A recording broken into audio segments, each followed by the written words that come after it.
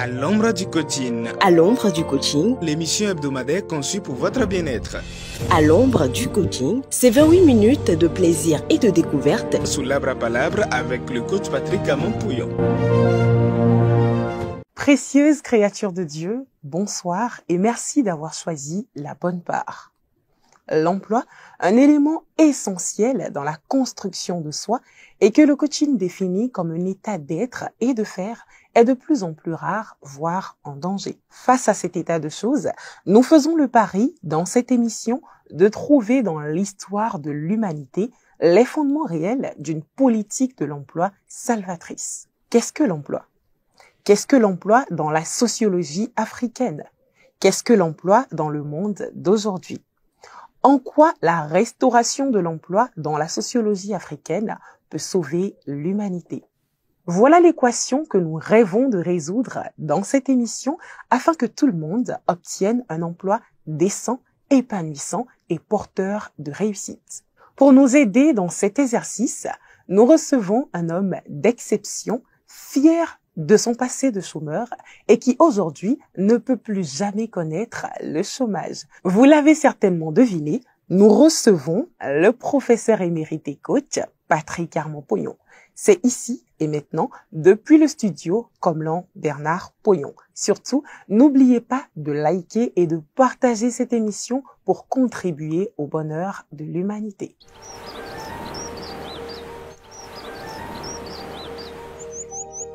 Bonsoir, coach Pouillon. Bonsoir. Comment allez-vous? Ça va très bien. Dites-nous, c'est quoi l'emploi? Ah, comme j'ai eu l'occasion de le dire déjà, pour moi, l'emploi est un état d'être et de faire. Je dirais plus, l'emploi permet la construction de soi. En quoi est-il important d'avoir un emploi? Ah, comme je viens de le dire dans la définition, si je n'ai pas d'emploi, une partie de la définition de moi-même manque. Si je n'ai pas d'emploi, j'ai du mal à construire mon soi. Parce que, je vous donne un exemple très simple. Voilà un monsieur qui était malade, on a tout fait, on n'a pas réussi à le traiter. Finalement, il trouve un emploi. Tous les matins, il se lève, il s'habille, il va au service. Il revient le soir et il constate que la maladie a disparu. Cela ne doit pas vous étonner. Si vous vous rappelez des travaux de Carl O. Simonton, lorsqu'on met deux rats malades de cancer dans la même cage, ils commencent par se battre.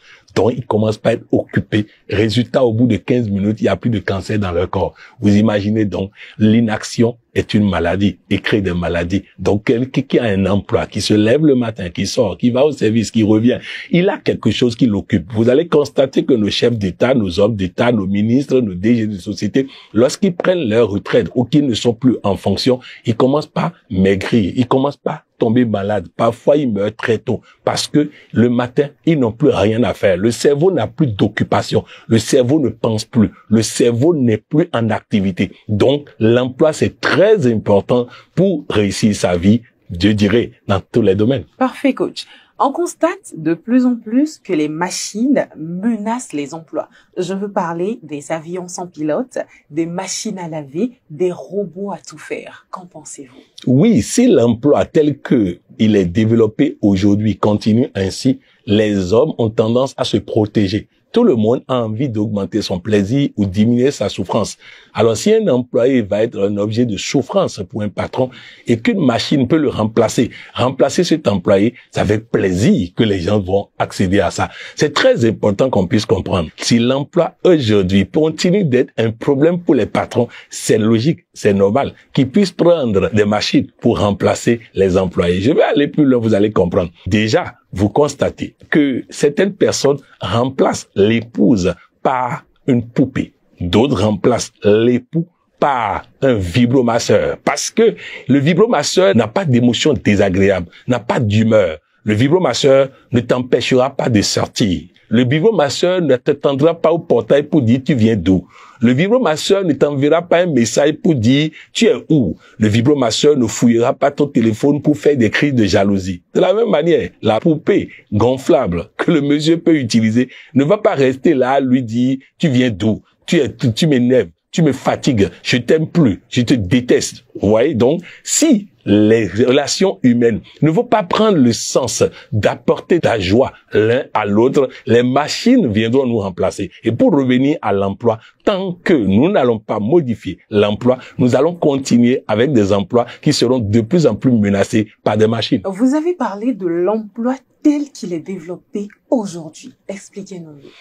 Je vais vous expliquer de façon caricaturale comment l'emploi se développe aujourd'hui ou comment la politique de l'emploi actuelle nous fatigue la vie.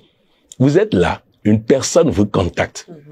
Coach, j'ai des personnes dans ma famille qui sont au chômage. Je te supplie de leur trouver un emploi. Je voudrais compter sur toi pour leur trouver un emploi. Alors, à l'époque où le coach ne savait pas dire non, il allait dire immédiatement, pas de problème, envoie-le-moi, envoie-la-moi. Résultat, on recrute la personne. Au bout d'un mois, la personne commence par insulter le coach. On lui commande quelque chose, la personne boude.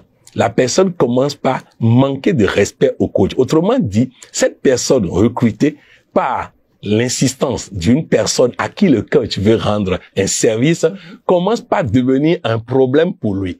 Donc, étant donné que tout le monde veut augmenter son plaisir et diminuer sa souffrance, le coach dit, bon, comme c'est comme ça, je préfère mettre fin à cet emploi. Cet employé se lève, va voir une personne, un fonctionnaire quelque part, qui prend une convocation et convoque le coach pour dire de venir répondre à la plainte de cette personne.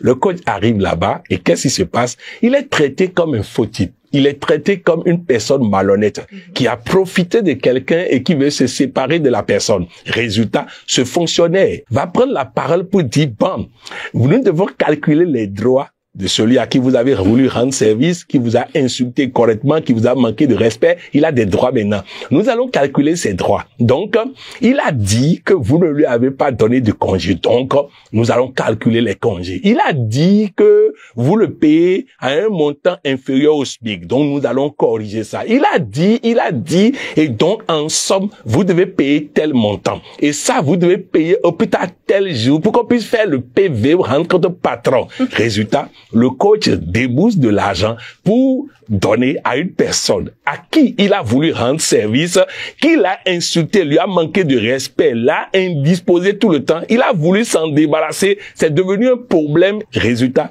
il paie. Voilà la politique de l'emploi. Alors la question que je veux poser, dans ces conditions, est-ce que demain matin, quand quelqu'un va contacter le coach pour lui dire, j'ai un frère, j'ai un cousin, j'ai un parent qui a des sauvages, qui a des problèmes, je veux que tu l'aides à trouver un emploi. Le coach répondra quoi? Je sais ce que vous avez répondu chacun. Vous avez répondu, il passe, il zappe. C'est comme ça. Si nous continuons comme ça, tous les employeurs vont zapper et nous aurons beaucoup de chômeurs qui ne trouveront pas d'emploi. Coach Pognon, je vous entends et je comprends. Mais n'est-il pas logique de protéger les employés contre les employeurs? Les amis, je vous fais rire. Quelqu'un qui est au chômage, vous voulez le protéger contre quelqu'un qui veut lui rendre service. Maintenant, celui qui veut lui rendre service, lui-même se protège. Résultat, il ne recrute pas. J'ai la possibilité d'avoir une machine qui ne me convoquera nulle part. J'ai la possibilité d'avoir une machine qui ne me manquera pas de respect. J'ai la possibilité d'avoir une machine qui, oui, donc dans ces conditions, il y aura de plus en plus de machines pour concurrencer l'homme. Voilà ce que ça veut dire. Protéger, continuons de protéger l'impolitesse de certains, continuons de protéger les compétences de certains, continuons de protéger des personnes qui sont au chômage et que nous sommes déjà en train de protéger avant qu'ils ne quittent le chômage contre la personne qui peut décider de leur rendre service. Et nous continuerons à fabriquer des chômeurs, à multiplier les chômeurs et à laisser les machines remplacer les hommes. De façon précise et concrète, que reprochez-vous à la législation actuelle en matière d'emploi? Ce que je reproche à la législation actuelle en matière d'emploi, c'est que au lieu de promouvoir l'emploi, cette législation tue l'emploi. Parce que la plupart des jeunes, lorsqu'ils disent à leur patron, ose me renvoyer et tu verras, c'est parce qu'ils se basent sur la législation. Et beaucoup de jeunes pensent que quand ils vont aller à l'inspection du travail, l'inspection du travail va dire, on n'a pas le droit de te renvoyer, donc on te reprend. C'est ce que beaucoup pensent. C'est arrivé là-bas qu'ils se rendent compte que c'est quelques sous qui sont calculés, qui ne fait même pas quelques mois de salaire qu'ils ont droit de recevoir. La législation actuelle fait des gens qui sont des problèmes pour les recruteurs. Résultat, les recruteurs voulant diminuer leur souffrance et augmenter leur plaisir, ils s'arrangeront pour ne pas recruter. De toutes les façons, je vais vous dire ceci. Je vais vous dire ce que disent les riches à ceux qui veulent entreprendre. Ils leur disent, faites tout pour recruter le minimum possible. Faites tout pour recruter le minimum possible et pour virer le plus rapidement possible. Voilà le conseil que ceux qui réussissent donnent à ceux qui veulent réussir comme eux. Ils leur disent, 1, recrute le moins possible. 2, vire le plus rapidement possible. Alors, si nous voulons que ça continue comme ça, gardons la même législation et nous verrons les résultats. On retient donc qu'il y a un problème avec la législation actuelle. Il a un sérieux problème avec la législation actuelle. Mais à qui la faute, Coach Poyon? La faute à nos décideurs qui ont copié une expérience d'ailleurs sans tenir compte du caractère formidable de ce qui existe déjà. Vous savez, dans la thérapie du succès, j'ai insisté sur la nécessité d'observer, d'orienter, de décider, d'agir. On peut donc dire que nos décideurs n'ont pas mal fait d'écrire ce code du travail. Le problème, c'est que le cycle de Boyd, OODA, n'apporte le succès que lorsque, juste après avoir élaboré cette législation, il faut de nouveau observer les conséquences de cette législation-là, afin d'orienter de nouveau, de décider et d'agir. Nos décideurs n'ont pas pris de bonnes décisions parce que ils avaient d'autres possibilités qu'ils n'ont pas exploitées. Parlez-nous justement de ces autres possibilités. Je vais parler par exemple de l'emploi dans la sociologie africaine.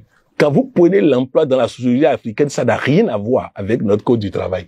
Et ça permettait à tout le monde d'avoir des solutions. Ça permettait d'avoir un plein emploi. Je voudrais vous rappeler que il y a des années de cela, en Afrique, on forçait les gens à arrêter leurs études pour aller travailler parce qu'on en avait besoin. Alors qu'aujourd'hui, il y a beaucoup de chômeurs. Donc, la sociologie africaine nous offre une opportunité énorme, géniale, d'avoir de l'emploi pour tout le monde, avec des employeurs heureux d'embaucher, heureux d'avoir des employés avec qui ils font de très bonnes choses. Donnez-nous plus d'exemples, parce que c'est tellement déménageant qu'il faut plus d'éléments pour comprendre. Ok, on va y aller. Dans la sociologie africaine, quelqu'un au village prend son téléphone. Il appelle un parent en ville. Oui. Mon frère, mon fils vient de finir ses études. Je voudrais qu'il reste à côté de toi pour préparer et prendre son chemin. Okay. Résultat, le monsieur dit, il n'y a pas de problème. Il prend le jeune homme, sans savoir même à quoi le jeune homme va servir. Et il commence par l'utiliser et lui donner de l'argent par mois. Ce jeune homme, au bout de quelques années, s'habitue à la ville, trouve son chemin. Et un jour, il va dire à son patron, « Patron, merci pour tout ce que vous avez fait pour moi. Maintenant, moi-même, je veux m'essayer. » Et avec la bénédiction du patron et de l'argent, il va prendre son chemin. Je vais expliquer autrement, vous allez comprendre. Je dirige une entreprise qui vend des ordinateurs. Je vais à Dubaï, j'achète des ordinateurs et je reviens pour les vendre. Un cousin m'appelle au village. Coach, j'ai un jeune ici, il n'a rien à faire en ce moment. Je voudrais que tu lui permettes de rester à côté de toi pour travailler un moment afin de trouver son chemin. Résultat, ce jeune homme vient avec moi. Il commence par m'aider dans la vente des ordinateurs. Ça lui sert de formation en matière de vente des ordinateurs. Après, je l'ai délégué la vente pendant que je vais en voyage. À un moment donné, je suis maintenant fatigué de faire les voyages. Je commence par l'envoyer pour faire les voyages à ma place. Il commence donc par faire les voyages et donc il apprend à voyager, à acheter des ordinateurs. Un jour, il vient me voir. Patron, maintenant, moi-même, comme je maîtrise maintenant la vente des ordinateurs et l'achat des ordinateurs, je voudrais, avec votre bénédiction, aller créer ma propre entreprise. Le monsieur le bénit, lui donne un peu d'argent pour aller faire lui-même son boulot. Je peux citer plein d'exemples comme ça. Je suis coach. On m'appelle coach. J'ai un jeune homme ici qui ne fait rien. Je voudrais qu'à côté de toi, il puisse apprendre à exercer le métier de coach. À côté de moi, il observe, il oriente, il décide, il agit. Il devient expérimenté dedans. Un jour, il vient me voir. Coach, avec votre bénédiction, je vais aller moi-même créer une structure pour faire du coaching. Le coach lui donne sa bénédiction, lui donne un peu de moyens pour l'encourager et il va créer son entreprise et réussir. Voilà l'emploi dans la sociologie africaine. Voilà ce que nos parents faisaient. Voilà pourquoi aucun de nos parents n'était convoqué devant un fonctionnaire pour dire il a renvoyé quelqu'un à qui il a rendu service. Voilà l'emploi dans la sociologie africaine. C'est parfait, coach Pognon. Mais que peuvent faire nos dirigeants pour changer les choses? Modifier les tests. Parce que ce que je viens de dire, je suis convaincu que demain matin, des gens vont m'écrire pour dire, coach, je veux que vous me donnez un emploi dans la sociologie africaine. La réponse est, la législation actuelle m'empêche de le faire. Parce que quand je vais le faire et que toi, tu vas pas respecter les clauses du contrat, la législation va vouloir te protéger. Voilà pourquoi, tant que la législation protège les employés qui n'ont rien à donner à quelqu'un, les employeurs qui ont des emplois à donner vont garder leur emploi pour que la législation ne leur pose pas problème. C'est très important. Je vais vous dire, suffisamment grave, une compagnie de fabrication de voitures, une société mondiale de fabrication de voitures, qui doit être 3e ou 4e société mondiale de vente de voitures, son PDG n'a pas de voiture.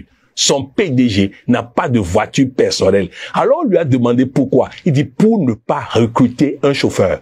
Pour ne pas recruter un chauffeur, il n'a pas de voiture. On lui demande, mais pourquoi? Un simple chauffeur à recruter, vous avez quand même les moyens. Il dit, ce n'est pas les moyens le problème. Quand je recrute quelqu'un, la législation me pourrit la vie. Alors, pour que la législation ne me pourrisse pas la vie, je prends un taxi au lieu de recruter quelqu'un. Le problème, il est là. Et j'ose croire que cette émission sera suivie par nos 10 ministres de l'Emploi, afin qu'ils deviennent ministres de l'Emploi et plus jamais ministres du chômage. Alors, en attendant que nos dirigeants se décident à changer, que peut faire le demandeur d'emploi lui-même pour changer sa situation? Il faut qu'il programme et prie. Car quel que soit ce qu'il fera pour changer les données, si l'employeur sait ce qu'il attend, ce que la vie lui réserve, si il le recrute, il ne le fera pas. Alors, vivement que chacun programme pour que Dieu crée les conditions pour lui et lui donne peut-être un employeur qui ne sait pas pour le recruter. Dans votre conception de l'emploi, le syndicalisme ne perd-il pas sa place? Le syndicalisme, il faut que j'insiste là-dessus. Pendant longtemps, le syndicalisme a consisté à embêter le patron, à perturber le patron, à déranger le patron, à troubler le patron. Et c'est logique, c'est la loi qui a prévu ça comme ça. Mais ma vision du syndicalisme n'est pas celle-là. Le syndicalisme, consiste, oui, à défendre les intérêts de l'employé. Mais les intérêts de l'employé passent par les intérêts de l'employeur. Si l'entreprise marche, l'employeur aura des raisons et des moyens pour encourager les employés. Alors, si nous revendiquons, sans chercher à savoir comment aider l'employeur, lui, à gagner de l'argent, nous sommes en train de faire fausse route. La quasi-totalité des entreprises du monde, ce sont les employés qui sont les gagnants. Pourquoi? Parce que quand l'argent rentre, on paye d'abord les employés. Ensuite, on cotise pour les employés. Ensuite, on paie des impôts pour les employés. Après, on paie l'État, on paie les charges. Et c'est quand il reste de l'argent que le promoteur a de l'argent. Donc, il crée une entreprise, il met son capital et c'est lui qui ne dort pas. Et en plus de ça, le syndicalisme lui fatigue la vie. Ce qu'il faut faire, c'est un syndicalisme qui fait gagnant-gagnant. C'est un syndicalisme qui s'assure que l'entreprise gagne et qui après revendique. La quasi-totalité des entreprises dans lesquelles je suis passé, ils vont vous dire que quand je viens, je travaille d'abord à produire de l'argent et je réclame une partie de l'argent que je produis. Si nous fonctionnons comme ça, le patron ne peut pas prendre le risque de perdre quelqu'un qui lui fait gagner de l'argent. Apprenons à aider le patron et nous allons tout gagner. Formidable, coach Pognon. Expliquez-nous mieux par des exemples. Vous savez, dans un ministère au Bénin, le ministre a demandé aux employés qui se plaignaient du fait qu'il nommait les gens de sa famille. Il leur a dit, lorsque je me battais pour être ministre, vous étiez où? Qu'avez-vous fait pour que je sois ministre? Alors pourquoi moi je vais laisser des gens qui sont battus pour que moi je sois ministre et vous nommez-vous? Voilà la réponse du syndicaliste en chef. Monsieur le ministre, vos parents ont effectivement fait ce qu'il faut pour que vous soyez nommé ministre. Nous, on n'a rien fait. Je suis totalement d'accord avec vous. Seulement, si vous voulez durer comme ministre, vous devez donner satisfaction au président. Et ceux que vous nommez sont tellement incompétents et ignorants dans la gestion du ministère qu'ils vont vous faire partir d'ici très tôt. Si vous ne nommez pas des gens parmi nous, vous allez partir très vite. Alors oui, eux, ils ont contribué à ce que vous soyez là, mais nous, on peut contribuer à ce que vous restez ministre longtemps. La réponse du ministre a été, madame, vous, déjà, vous êtes conseiller technique. Vous pouvez vous nommer conseiller technique le plus rapidement possible. Vous voyez un peu? C'est-à-dire, au lieu de dire à la personne, tu dois, il faut amener la personne à comprendre qu'il gagnerait à me donner une promotion, qu'il gagnerait à augmenter mon salaire, qu'il gagnerait à m'encourager. Donc, il faut que l'autre voit que ce que je lui demande est d'abord bon pour lui, car tout le monde veut augmenter son plaisir et diminuer sa souffrance. Je vais aller plus loin, vous allez comprendre en matière de couple. Lorsque dans un couple, je réclame les frais de condiment en tant qu'épouse, lorsque je réclame que mon mari rentre tôt à la maison, lorsque je réclame ceci, c'est normal, j'ai le droit, le code me donne ses droits, donc je peux réclamer. Le problème, c'est que il enchaîne réclamation, il est finalement agacé et fatigué. Alors que je peux obtenir les mêmes choses sans me mettre dans une réclamation, en l'amenant à comprendre ce qu'il gagne à m'accorder ça, ce qu'il gagne à rentrer tôt, ce qu'il gagne à faire ceci, ce qu'il gagne à me donner de l'argent. Donc, nous devons modifier notre façon de réclamer. Parce que si nous indisposons l'autre, le code a prévu aussi le divorce. Donc, à force d'être agacé, il pensera au divorce. Je vais vous donner un exemple concret et vous allez comprendre. Un monsieur donne rendez-vous à sa copine. La copine arrive. Ils sont censés passer 2 heures de temps ensemble. À peine la copine arrive et commence par se plaindre. Ça fait 2 mois, tu m'as même pas appelé. Hein? C'est quoi ce couple-là? Hein? Ça n'a pas de sens. Hein? Arrête ça. Donc, elle a canardé pendant environ 25 minutes.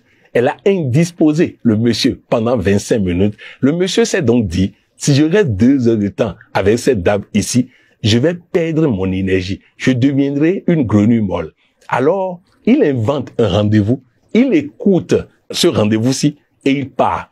Et chaque fois quand il pense à cette copine, il imagine ce qui va lui arriver s'il donne un rendez-vous. Résultat, ils ne se sont plus jamais revus.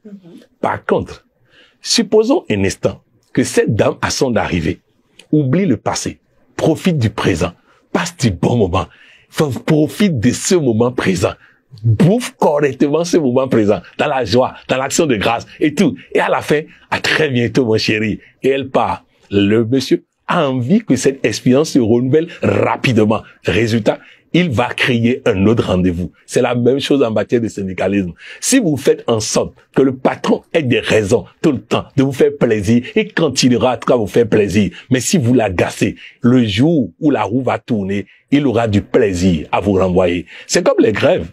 On fait des grèves, mais il y aura un jour où l'autre aura la possibilité de vous rendre ça. Et ça, faisons attention de ne pas donner à l'autre l'envie de nous faire du mal par la suite. Formidable, coach. Vous avez lancé la construction d'une salle de conférence de 350 places en 1 mois. Où en est-on? On est presque au bout de ce processus.